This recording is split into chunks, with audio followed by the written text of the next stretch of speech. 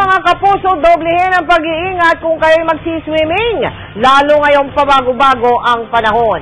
Sa datos ng Philippine National Police, halos 6 na po na ang namamatay sa pagkalunod mula lamang nitong Enero. At sa Ilocos Norte naman, may natagpo ang bangkay na nakalutang sa dagat.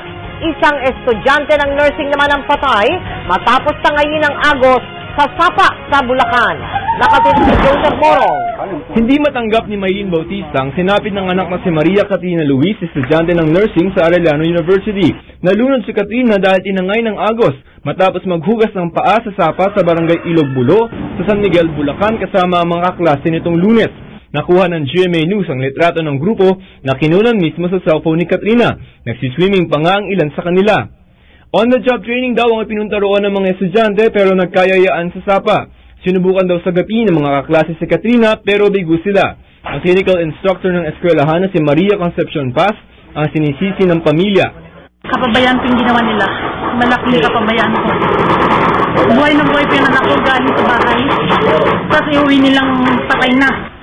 Tumanggi magbigay ng pahayag si Paz.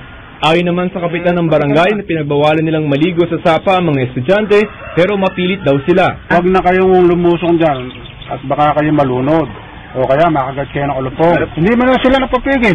Nakaburo lang 10 biktima sa kanilang lugar sa Cainta, Rizal.